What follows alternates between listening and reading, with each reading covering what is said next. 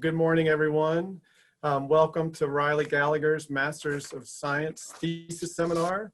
I'm Riley's advisor, Jeff Buckle. And before I introduce Riley, I first want to acknowledge and thank the many folks on today's call for attending and supporting Riley.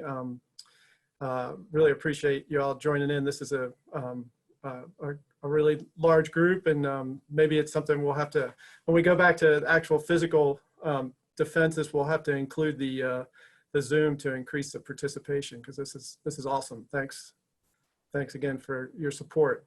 I also want to thank Riley's committee members, and they are Dr. Martha Burford-Reiskin and Dr. Jay Chow. Thank you both for your service on Riley's committee. And it's my pleasure to introduce Riley Gallagher. Riley received a BS in wildlife biology from University of Montana in 2013. And after graduating, he worked in a variety of fisheries technician positions, as well as a brief jaunt as a fly fishing guide in Patagonia before he matriculated to NC State in 2017. And in the spring of 2017, Jacob Krause and I found out we received some funding to do this work on Cobia, and we received an application from Riley. And after all of Riley's technician experience, he had ticked all the boxes that we needed for this position. And I think he knew that, because in his application letter, he wrote, "I feel that I am the most deserving candidate for this project because of my enthusiasm, work ethic, and previous experience." Riley, I don't know if you remember writing that, but you were right on.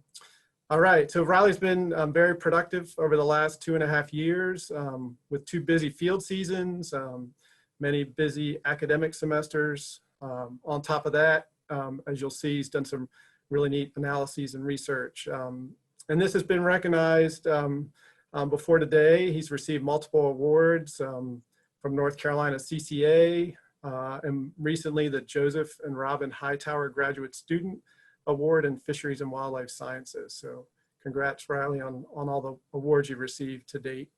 We're very proud of Riley's accomplishments and excited that he has been accepted to pursue a PhD using telemetry to study reef fish movements in New Zealand at University of Auckland. So if you didn't know about that, Riley's off to New Zealand soon. So if you wanted to visit, if you always wanted to visit New Zealand, the next couple of years may be a good time to do that.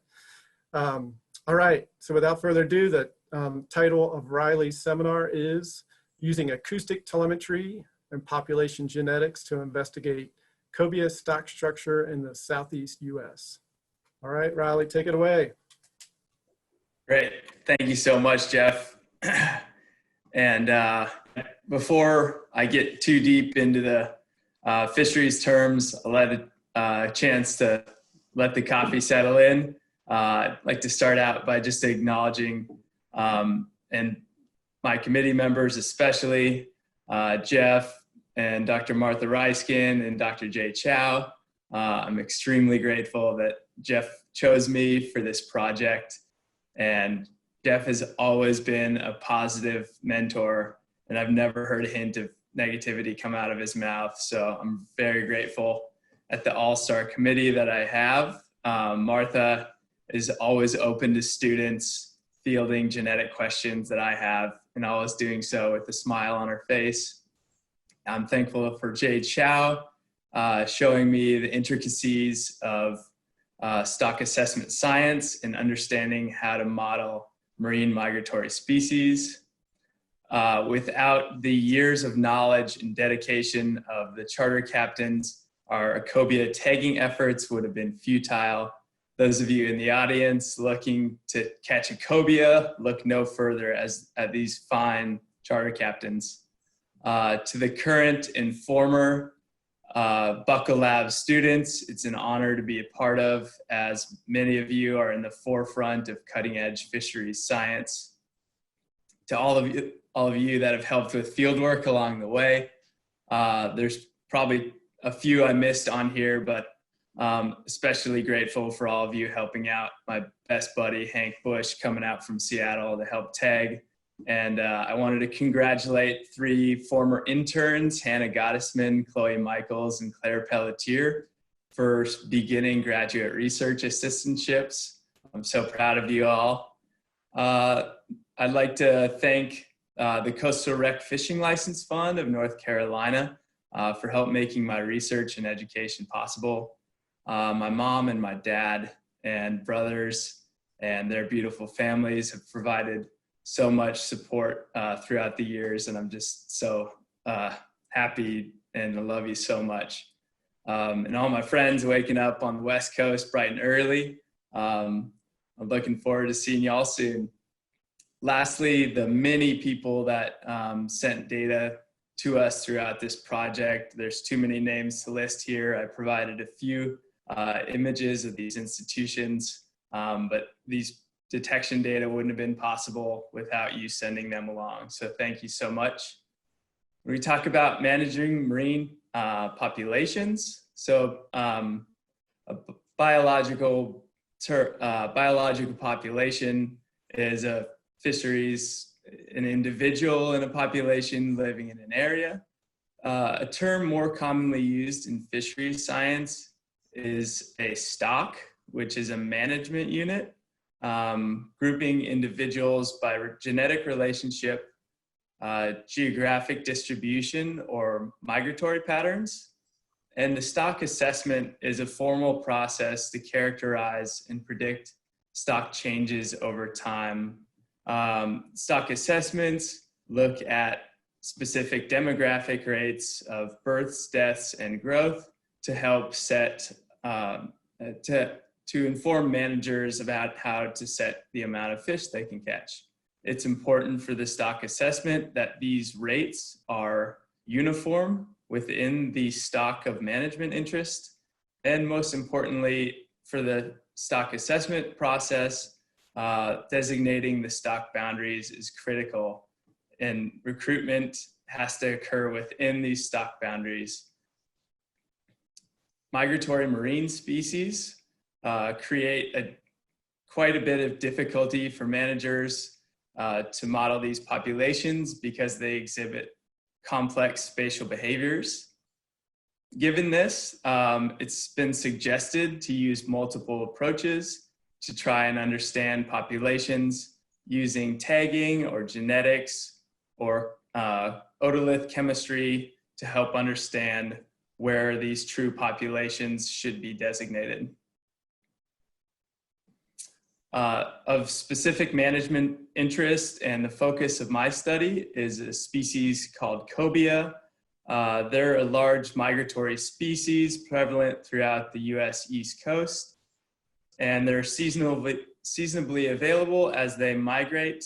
They're known to spawn in inshore and offshore waters throughout the Atlantic, arriving in South Carolina in April and spawning in North Carolina from May to July, and in Chesapeake Bay regions and offshore Virginia from June to August.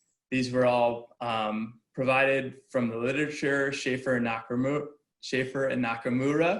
our own Joe Smith, and many others have found spawning to occur during these times. So cobia are very recreationally important, known for their intense fight, extremely large size, and their excellent table fare. North Carolina and Virginia in combination make up 3/4 of the landings in the US Atlantic population. In 2015, there was an extreme overage leading for the population to be considered that overfishing was occurring. So which led the fishery in 2016 as closed in federal waters, 3 miles offshore and greater. And there was concern from many anglers that some of this quota was improperly allocated, as fishermen in Florida were maybe catching cobia, and that would be counted towards the Gulf of Mexico's quota.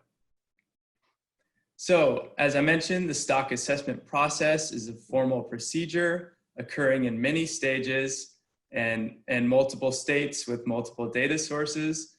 So a stock structure workshop was conducted in 2018 to look at how these cobia distributed throughout the Atlantic and Gulf of Mexico. The workshop recognized two stocks, and a boundary was established between Georgia and Florida, largely out of management ease based on recreational and commercial catch. Genetics and conventional tagging studies recognized the mixing zone where the origin of fish residing in this area was largely unknown. And these studies recognized that the stock boundary lies somewhere inside this mixing zone. And these studies were mostly conducted in southern states, South Carolina to Florida. The workshop recognized that subpopulations were present in the Atlantic population. And out of this workshop came a recommendation for a need for electronic tagging in northern states, namely North Carolina and Virginia, where a bulk of the landings were from. As I mentioned, studies done by the Hollings Lab in South Carolina have recognized substructure within the Atlantic population, that is genetic differences. Let me orient you with this plot that you see here. On the y-axis is percent ancestry of an individual, and on the x-axis, each individual, somewhat blurry bar, represents an individual, and I apologize about the resolution.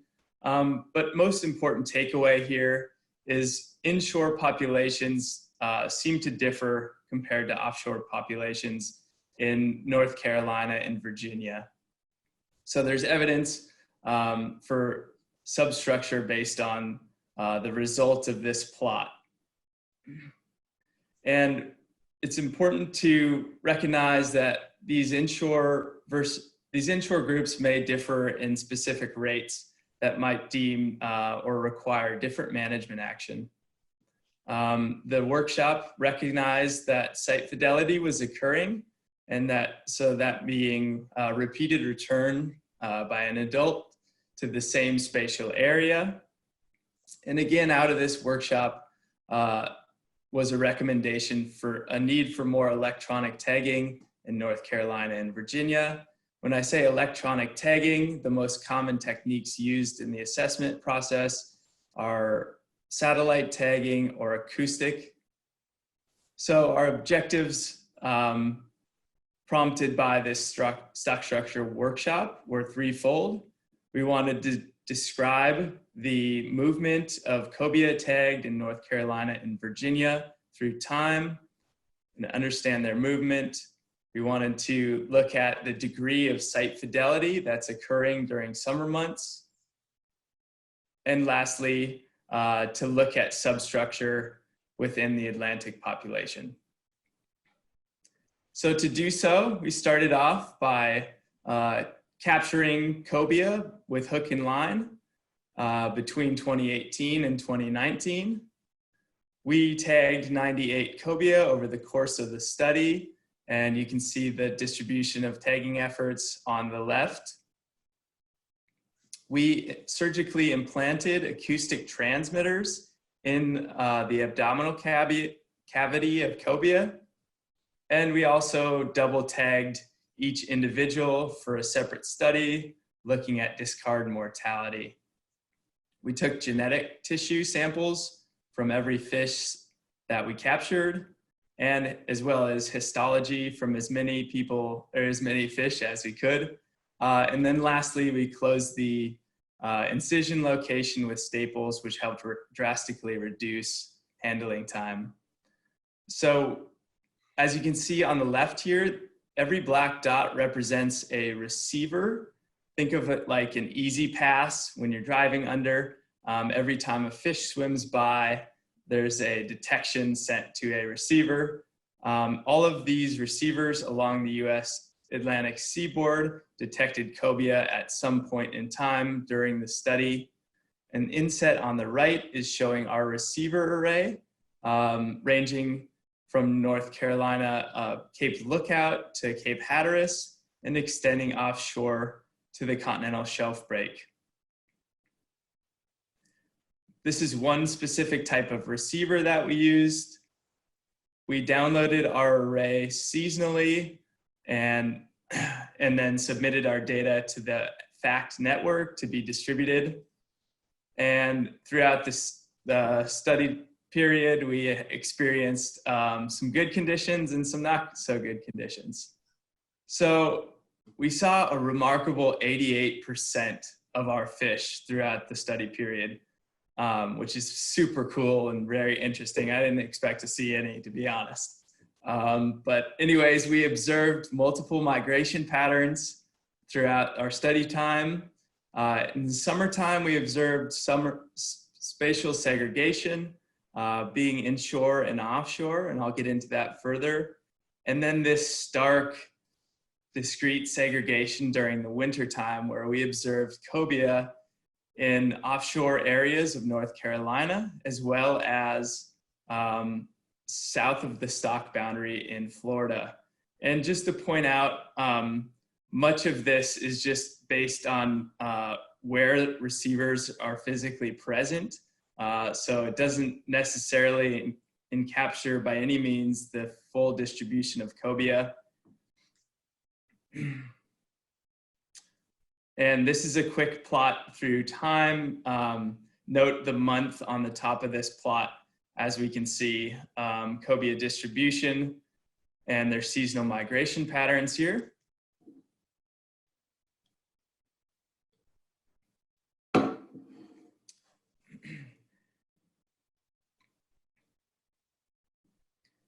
Great, and I'm gonna stop it there. So we, because of these unique migration patterns, we decided to group the behaviors that we saw, and we let our telemetry data inform our grouping. So we created a Chesapeake Group, which is an inshore component, and as you can see in figure A, those of fish on the top graph are tagged in North Carolina. So we said that any fish in Chesapeake Bay, which is on the x-axis, that remained in Chesapeake Bay for greater than a 2-week period could be considered into this category or excluded if it was in there for less than 2 weeks. The plot on the bottom shows fish that were tagged in Chesapeake Bay, and we decided to relax these criteria owing to the fact that many of these fish were were captured and tagged in August, and our data suggests that they were likely in the Chesapeake Bay for a greater period than this. So we fit a polygon of the Chesapeake Bay watershed to our detection data in ArcGIS, transferred that to R, and then incorporated every detection that we had inside Chesapeake Bay. So from this, we set a boundary between Cape Charles and Cape Henry, and every detection that occurred inside this Chesapeake Bay watershed was included, and anything that occurred outside of the polygon was considered an ocean detection. And important to note that fish tagged in North Carolina and Virginia had equal opportunity to be excluded or included in this category as long as they met the above criteria. Similarly, we did the same thing with our offshore group. We see a detection data showing a wider distribution between North Carolina and New Jersey. These fish, as I mentioned, were in the mid-Atlantic region, and most importantly, they were not ever detected in Chesapeake Bay, and noting that this is during the summer spawning period.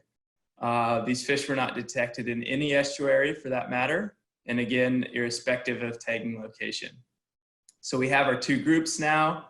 I'd like to reorient you with this figure on the left, showing the two stocks, the stock boundary and their current stock mixing zone of uncertainty. As I present the plot on the right, I know it's a lot to handle, but orient yourself. On the latitude is on the y-axis. through time on the x-axis. And we can see these latitudes match up. So we get this detection history through time. As we can see, fish tagged in North Carolina moved north. A lot of them spent the majority of the summer in Chesapeake Bay. Average residency in Chesapeake was 58 days. And we see these two groups separate, and the ocean fish migrated farther north. In the fall, we see this concerted and directed movement south as water temperatures cooled below 20 degrees Celsius. In North Carolina, we see divergence where fish start to either move offshore or continue along the coastline in shallower water as temperatures decreased. As you can see, there's a mix of both Chesapeake and ocean groups in both offshore categories and fish detected south of the current stock boundary. In the springtime, again, we see this very directed movement up the coastline or inshore waters, and then giving very similar behavior in 2019. Oops. This plot here is showing individual cobia on the y-axis through time on the x-axis. I know it's a messy plot, but there's a few important takeaways that I just want to show you. So first, every black dot is an individual detection of a cobia. In the turquoise color dots, recognize that these fish were in the mixing zone or south of the current stock boundary. These vertical bars represent, the darker one is the winter period, and the lighter blue vertical bars represent the summer spawning period. So you can see here the red X's are anytime a fish was captured and harvested, and the light blue stars were when they were released. These are only our 2018 tagged fish, as these fish were the only ones we had winter detections from up until recently. So important takeaway here is that we see fish overwintering in Florida, but during this time period, we do not see any fish being harvested. Coming to North Carolina now, here's a plot of ocean temperature based on temperatures collected from our acoustic receivers. As you can see here, there's three colors. The near shore are depths 30 meters or less. Intermediate in green are depths 30 to 40 meters. And the purple is offshore groups 40 meters or greater in depth. And importantly, as you can see here, this is about middle October where you can see the offshore temperatures becoming warmer than nearshore or intermediate temperatures. And this suggests provides a mechanism that allows us to understand why cobia might be existing on offshore receivers and detected less on nearshore receivers during the fall. So below the temperature plot, again, is similar to the previous slide where we could see detections through time. And you can see nearshore waters, it's about October 28th that these fish are no longer detected in the nearshore array and continue to be detected on sites between 30 to 40 meters in depth.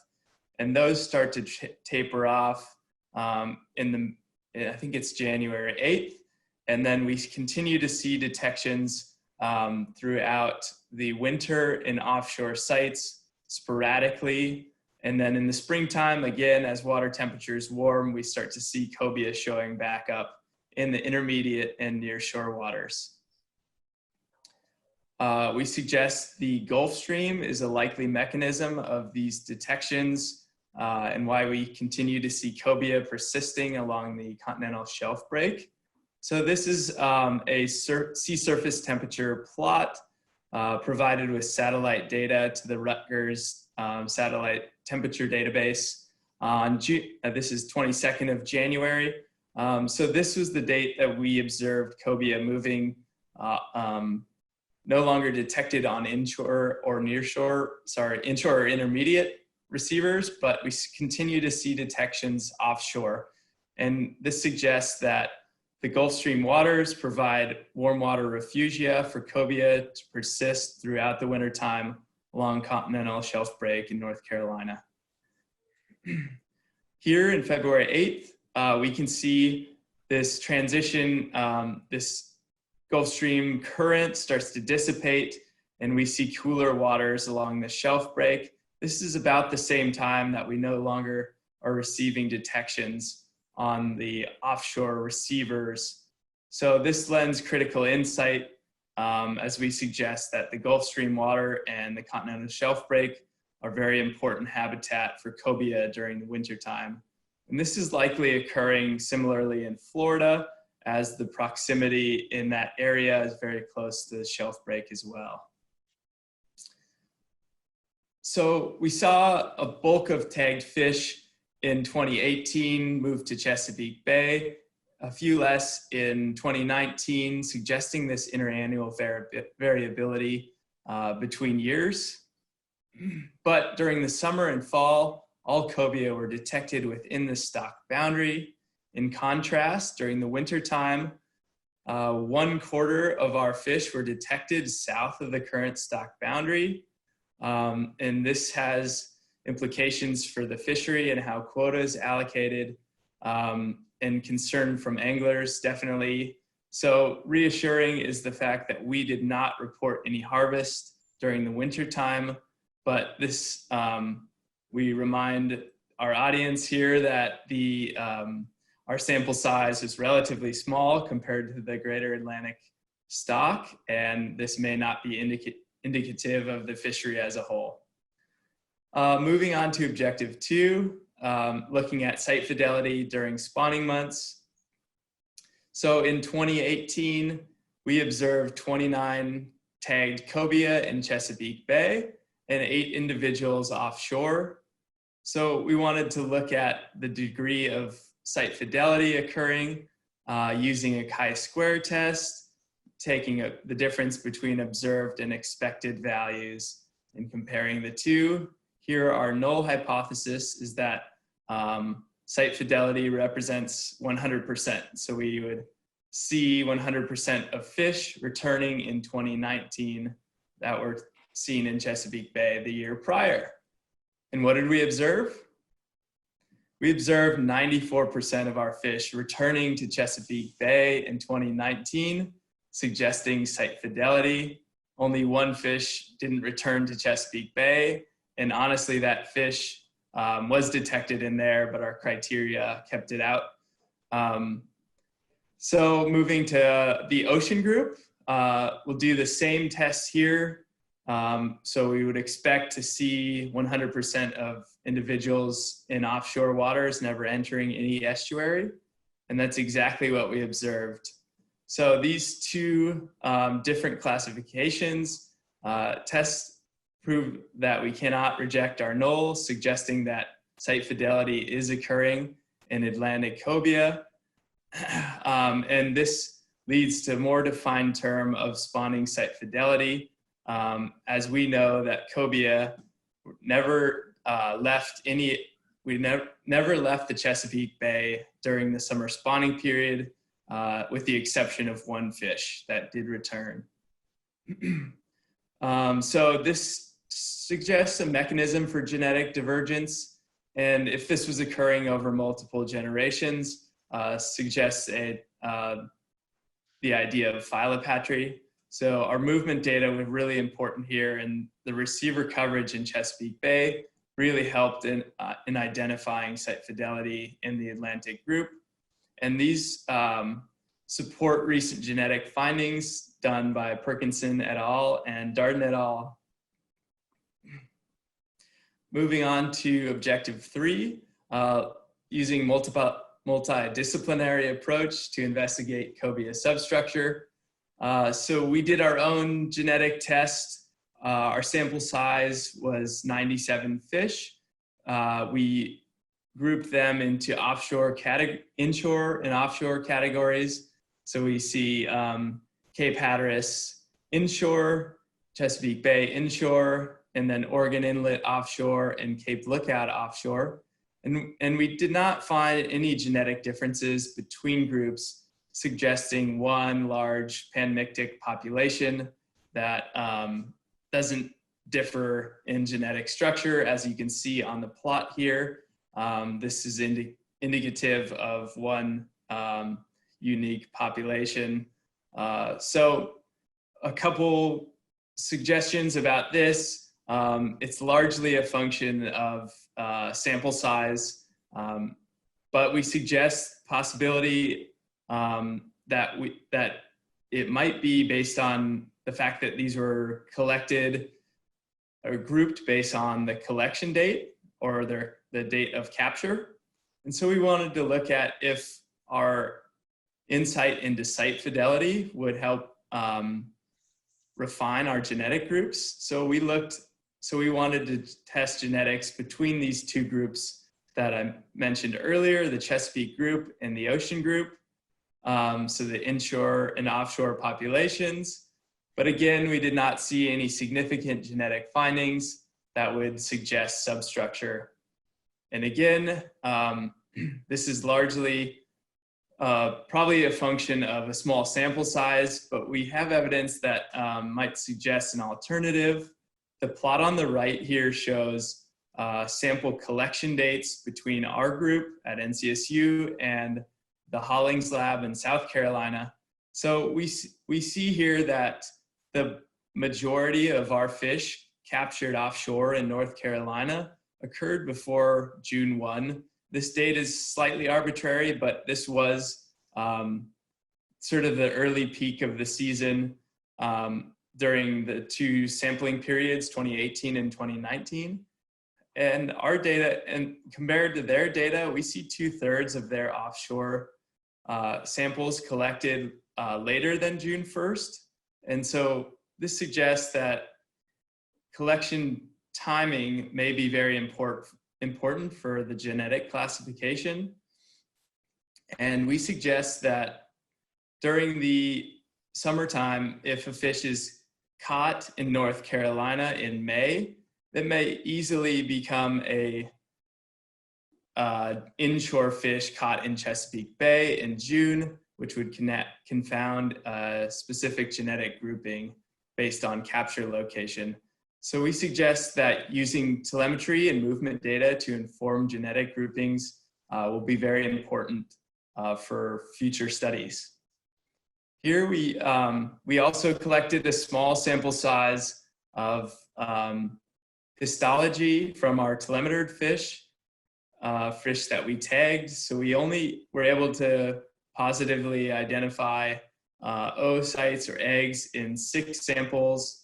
And we had those mounted and sectioned, and we looked at those under the microscope, and we saw that 5 of 6 of these fish showed clear stages of vitellogenesis. As you can see in the plot in the center here, these represent vitellogenic growth, suggesting that these fish will be spawning within 5 days. And here's what we saw in 2 of the 4 fish that we observed offshore, suggesting offshore spawning is likely to occur within 5 days. We had 1 individual captured in Chesapeake Bay that was not quite in the later development stages. And so this suggests that inshore and offshore spawning were imminent in these cobia that we had telemetry samples. And this also suggests a good insight in using multidisciplinary approach to helping use or classify genetic groupings, which are currently based on water temperature and compared with known spawning time of cobia. So combining these 3 things seems to be strong evidence for habitual return, as we see with the telemetry data and supporting Perkinson et al. 2019. And this telemetry data helps us inform genetic groupings and remove any of that confounding noise based on capture location and timing. And then histology reveals a offshore spawning capable females. And so this was important, and I decided to include the histology slide because it seemed like in the most recent stock assessment, reproductive biology data was the most lacking. So all of these combined suggest strong evidence for substructure within Atlantic cobia. In the summertime, as I would like to reiterate, all cobia were within the stock boundary. We observed inshore, offshore behaviors that, with our movement data that were supported by our histology, but not our genetics. And then, so this suggests that cobia in the Atlantic are showing spawning site fidelity. In the wintertime, we observed we observed cobia in North Carolina offshore areas and in Florida, south of the current stock boundary. A surprising number of fish south of the boundary for that matter, and that cobia seem to rely heavily on the continental shelf break, probably due to temperature increase based on the Gulf Stream waters, and suggest a multidisciplinary approach using tagging, genetics, and histology to help refine genetic groupings for future studies of marine species. Future considerations for management. In North Carolina, it's important to increase public education for these projects, as carcass collection program was not included in the assessment until 2017. So it's important for anglers to continue to donate their carcasses. And then it's also important, as mentioned by this last stock assessment, to validate this carcass collection program as representative of the recreational fishery. Anglers have been upset that their efforts have been largely overlooked in the modeling. So we suggest that donating carcasses is a good way to understand the recreational fishery. And then including logbooks might also help us understand what a directed cobia trip is and help us get a more accurate understanding of cobia effort.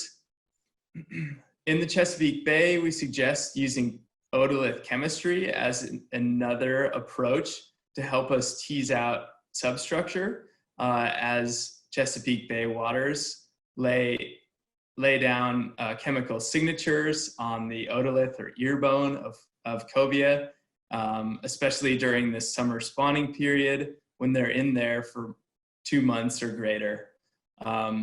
As I mentioned, cobia are in Chesapeake Bay during this time period, as suggested by studies by Brown-Peterson et al.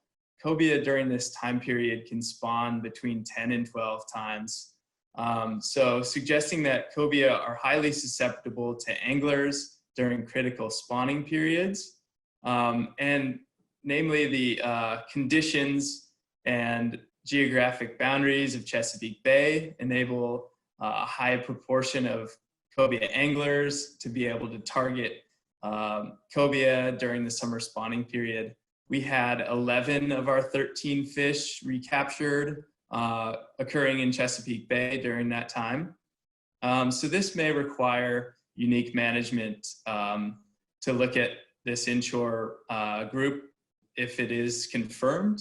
And this, it'd be important to look at the vital rates of those fish compared to offshore groups. In northeastern Florida, as I mentioned, we had a surprising number of tagged fish south of the current stock boundary. This is slightly concerning for anglers concerned with quota. So it's important for the assessment team to do a sensitivity analysis, looking at quota and maybe divvying up based on percentages of fish allocated to either the Gulf of Mexico or some combination of the two to understand the contribution to the catch limits. And this may further recommend to management adjusting quota or size or bag limits. Overall, the Cobia story is a great one, and the assessment team did a phenomenal job understanding Cobia.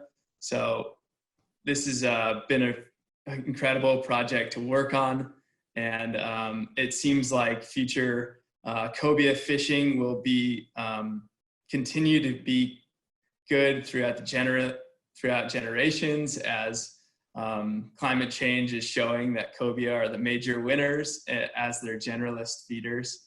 So cobia fishing will continue to be good, and most importantly, I'd like to suggest this multidisciplinary approach to help look at cobia substructure in the Atlantic population. And with that, I'll entertain any quick questions, and I appreciate your feedback. Thank you. Is anyone still there? Yeah. Good job.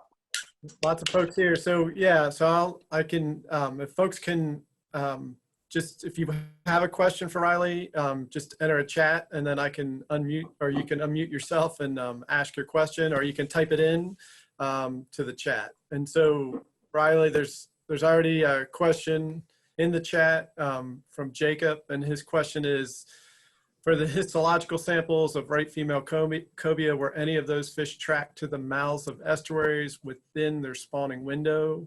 For example, not in the estuary according to your definition, but immediately outside where larvae would be swept into estuary. Good question, Jacob. So as I mentioned, one fish was recaptured in Chesapeake Bay that was inside the estuary, and then one fish, getting to your question, was detected on that nearshore array out at the mouth of Chesapeake Bay. And the other three were outside of detection range completely, and we didn't see them until the fall, suggesting that one of that one fish could have and likely spawned in the mouth of Chesapeake Bay, similar to the studies done by Joseph et al. In 1964. All right, I got another question from Jackie Deegan. Just curious about the depth of the receivers. Were they all at the same depth? If not, do you think that could affect the analysis of water temperature? Gotcha. Yeah, so we binned, we had 10 receivers that were collecting depth bottom temperature logs for us, and we binned them based on depth and took the average of that. So I definitely think that could have affected the analysis, but taking the average during that time period seemed to help look at the distribution of cobia throughout the wintertime. But yes, I think depth plays a major role. And then one thing to consider is the Gulf Stream waters don't act in uniform through depth. So there's a good possibility that during the winter time, if we don't see cobia, they could likely rise up in the water column and stay at the surface where it's warmer, or could move offshore or deeper, depending on what that Gulf Stream current has brought in for warm water currents. Great. And then Wilson's question, Riley, have you talked to any of the folks who sampled Chesapeake Bay to see if they are capturing any juvenile cobia for folks at VIMS or other university groups?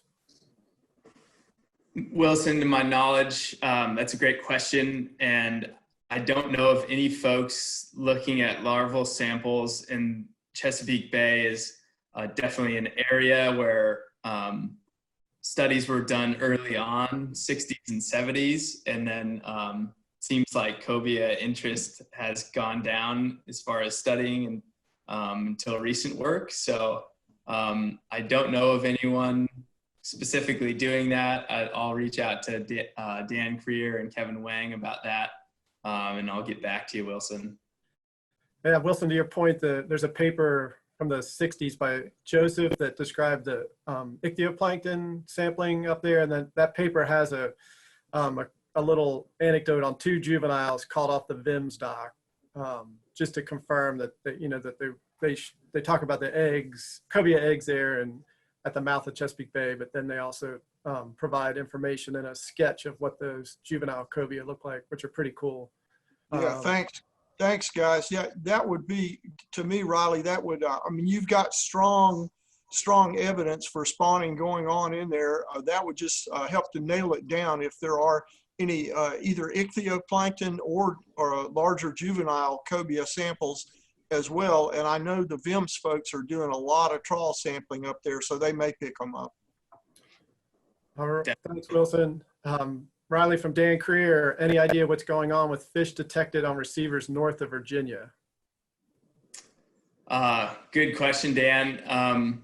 Yeah, we didn't get any detections farther north than Seaside, New Jersey. Jeff and I were speculating that they're probably going farther north than that into New York, maybe Long Island Sound. But without detection data, it's hard to infer anything further than the timing of detections that we see at the farthest north extent. So yeah, that's a great question. And I would be curious to see further north receivers and see if our cobia are picked up on those. Thanks, Dan. And Tanya has a question. Nice job, Riley. Wondering what your thoughts were about lots of the Chesapeake tagged fish only going back to offshore North Carolina the following year. Implications on annual spawning periodicity? Yeah, let me work through that question. So, and I don't know if that was, maybe it was a mislabel on one of your figures. So did you have fish that were tagged in Chesapeake Bay that then in 2018 that then just stayed off of North Carolina in 2019? So that question I had, I don't know if you guys can hear me, it's Tanya, Yes. was off I of hear one you, of your Tanya. plots in the thesis that had the red and the black dots on it. And you had all the red ones Yes. up in Chesapeake the day the year you tagged them. But then the next year, a lot of those red ones looked like they were just staying offshore and not going into Chesapeake. Maybe I misinterpreted the plot. That's why. Tanya, it's likely that could have been a plotting error. But yeah, we didn't, of many of the cobia tagged in in Chesapeake Bay, seems like all of those returned to my knowledge. We had one fish tagged in North Carolina that stayed offshore North Carolina. So I'm not sure if that's the plot. These are all the Chesapeake fish here. So I'm Earlier, go earlier. keep going backwards. Yep.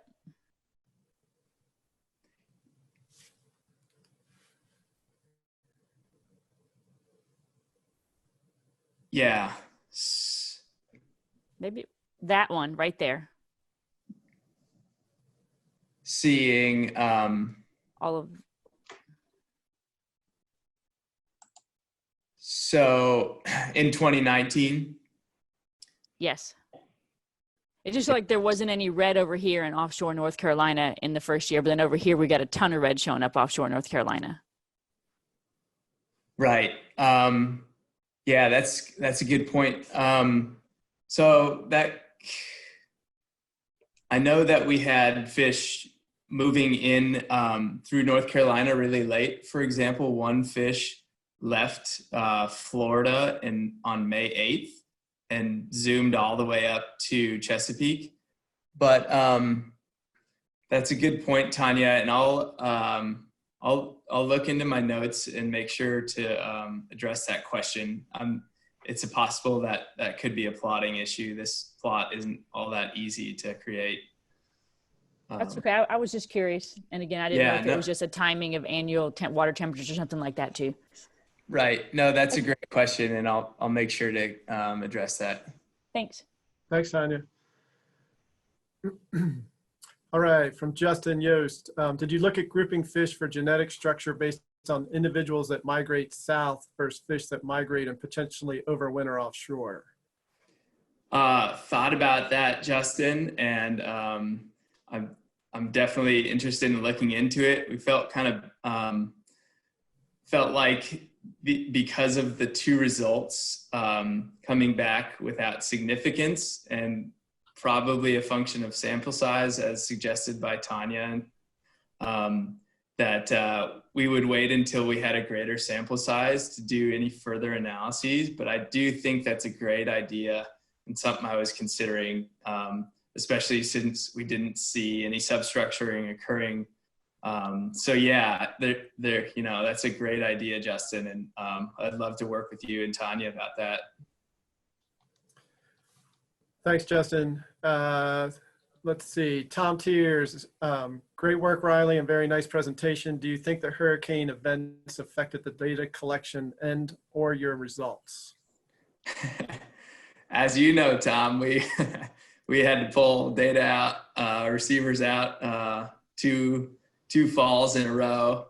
I do think that, yeah, lack of detections affected the overall analyses. Yeah, and a few crucial receivers being washed ashore during that major fall time that affected us a little bit, and one drifting 35 miles south. But overall, I think the telemetry data just gives a good general description of cobia movement patterns along the coastline and offshore. I'm not sure if cobia movement was affected, and I didn't see this in any of the detection data, if the hurricane specifically affected their movement.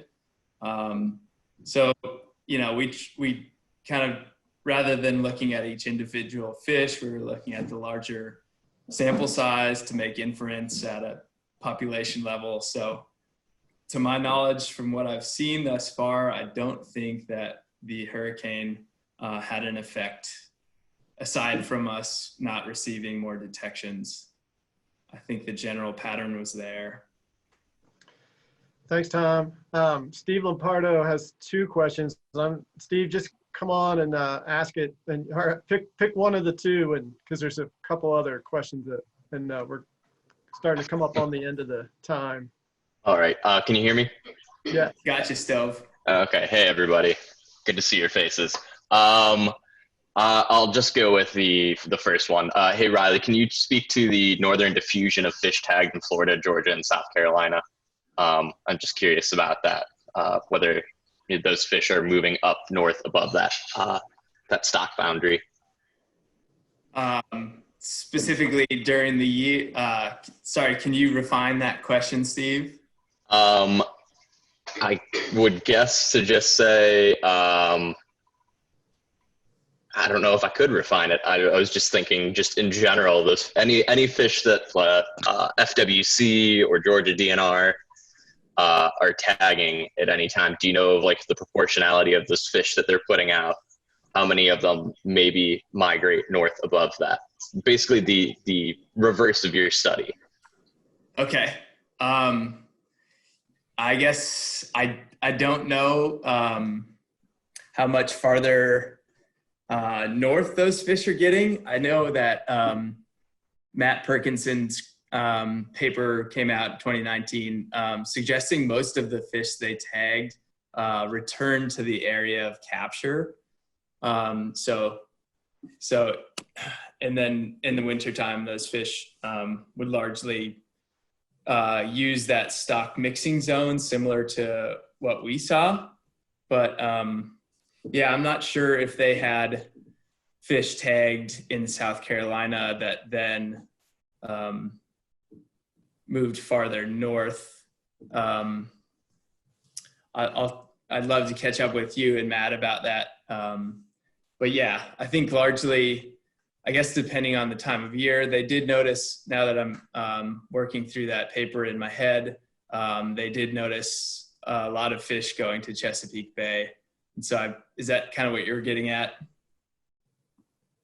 I was just generally curious. I don't necessarily know if I had a specific result in mind. But yeah, it would definitely be good to catch up on that with you and Matt.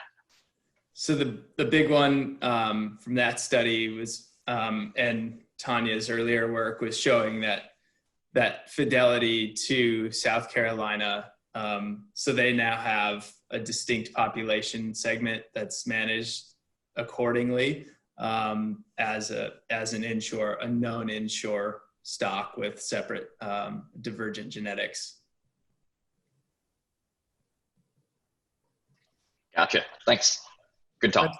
Yeah, and if folks from South Carolina DNR want to chime in on that, another way, I think you were maybe asking Steve if folks have telemetry tag fish in the Gulf of Mexico, in that stock during a known spawning period where okay, these are most likely Gulf of Mexico fish. Do you then see some of those head into the Atlantic? And from tagging, from conventional tagging, they see those fish move into that mixing zone, but not none north of that Georgia-Florida boundary, which is one of the reasons that it's there. But if folks from South Carolina have something to add to that, feel free to jump in. Hey, it's Matt. Can you hear me? Hey, Matt. We've had, I think it's 3 so far that were tagged off of South Carolina or Georgia that ended up in the Chesapeake. But we have had more than that have been in coastal North Carolina arrays. Thank you. Great. I think Thanks, a Matt. handful of fish from off of the east coast of Florida also that have ended up as far as North Carolina. I'm not sure that if any of those made it into the Chesapeake. Great. Thanks, Matt. Sure.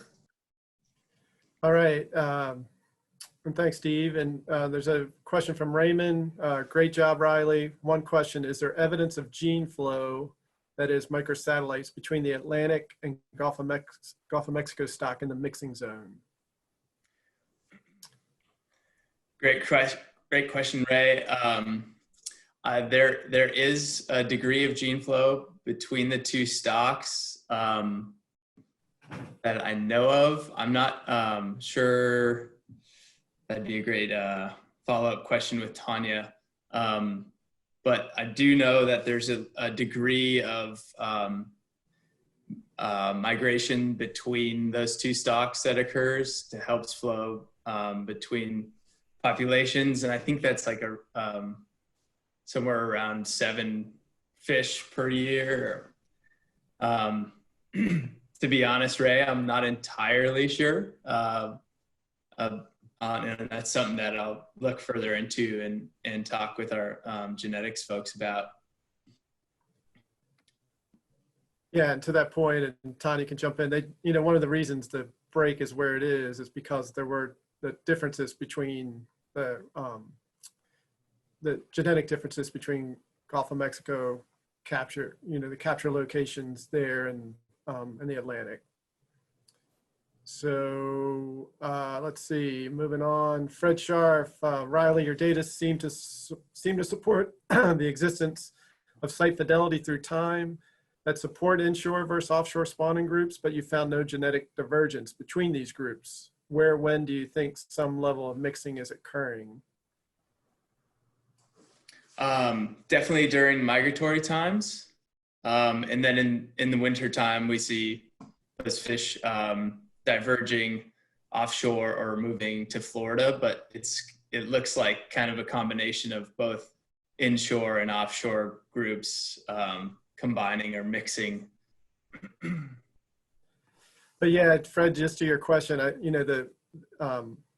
we just can't say much about the genetics given the small sample size. I think that's the bottom line. So it's the conclusion that Riley's making is not that there isn't, the results were there were no genetic differences, but it's hard to draw any definite conclusions given the very small sample sizes for that Chesapeake and Ocean group. And so, yeah, thank you. At the end of our hour. Go ahead, Fred. No, I was just saying thank you. I appreciate the explanation.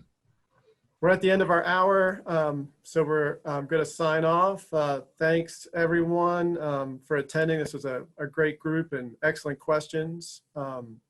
And I know there's more questions, and folks will have to give Riley a phone call and our Zoom call and catch up with him. Sorry we can't entertain all the questions today, but we got to move on to a defense portion of this seminar. Thanks, everyone. Thanks everyone for joining. Thanks, Riley. Nice job, Riley. Hi, good job, Riley. Well done, Riley. Good job, bud. Good to see you. Oh, we have to get out of this part now. What time are we rejoining? Okay, so I have 10:32. You want to rejoin at 10:42, Martha? Give you 10 minutes. Thanks. All right. All right, thanks. Yeah, we'll see you a See you little after soon. 10:40. Okay, And thank you. And there's a different Zoom link for that. Yeah, I saw that. Thanks so much. I'll Yeah. see you soon. Okay, thanks. Bye. Thanks y'all. Thanks Jeff.